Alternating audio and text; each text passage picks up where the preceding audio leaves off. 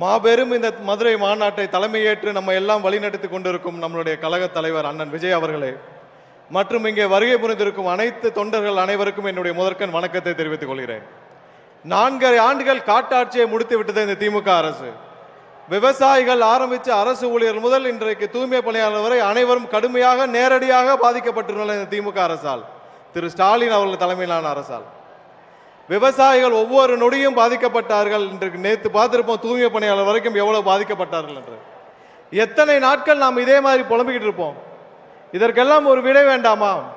கண்டிப்பாக வருகிற 26 நடைபெறும் தேர்தலில் தமிழகத்திற்கே ஒரு விடுதலை என்றால் நம்மளுடைய தலைவர் அண்ணன் விஜய் அவர்கள் முதலமைச்சராக பொறுப்பேற்கும் அந்த தருணம் மட்டுமே தமிழருக்கு ஒரு விடுதலை. என்கிட்ட சொல்றாங்க ஒரு சில பேர், உங்ககிட்ட சீனியர்ஸ் இல்ல, நீங்க எப்படி ஆட்சி அமைப்பீங்க, அட்மினிஸ்ட்ரேஷன் பண்ணுவீங்கன்னு. யாருங்க சீனியர்? மக்களை பார்த்து ஓசினி ஏளனம் செய்த பொன்முடி சீனியரா? 1000 ரூபாய் திட்டத்தை கொச்சையாக பேசிய துரைமுருகன் சீனியரா? சென்னை மாநகராட்சியை அட்டூழியம் செய்து அழித்துக் கொண்டிருக்கும் சேகர்பாபு சீனியரா? இல்லை மதுரையில் பத்திரப்பதிவில் அனைத்தையும் தமிழகம் முழுவதும் பத்திரப்பதிவு ஊழலை செய்து கொண்டிருக்கும் மூர்த்தி சீனியரா? இவர்கள் எல்லாம் 30 ஆண்டுகள் 40 ஆண்டுகள் இந்த தமிழகத்தை கொள்ளையடித்தது போதாதா? நம்மளுடைய தலைவர் உங்கள் அண்ணன் விஜய் அவர்கள் இந்த கூட்டத்திலிருந்து ஒரு தம்பி, ஒரு தங்கை, ஒரு அண்ணன், ஒரு அக்காவை தேர்ந்தெடுப்பார் அடுத்த வருடம். அந்த தேர்ந்தெடுக்கும் அந்த நபர் அமைச்சராக தலைமைச் செயலகத்தில் உட்கார்ந்து ஒவ்வொரு நொடியும் மக்களை பற்றி மட்டுமே சிந்திக்கும் ஒரு நபராக இருப்பார். என்ன பெரிய சீனியர்?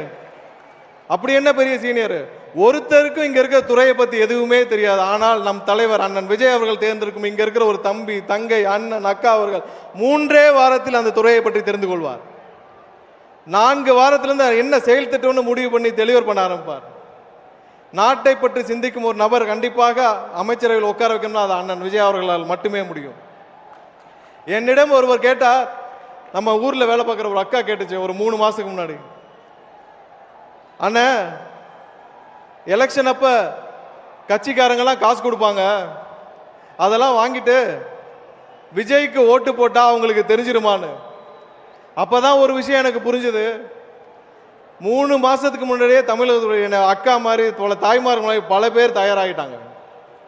ஒரு விஷயம் மக்களே, நீங்கள் யாருக்கு வாக்களிக்க போகிறீர்கள் என்பது உங்களை தவிர வேறு யாருக்கும் தெரியாது.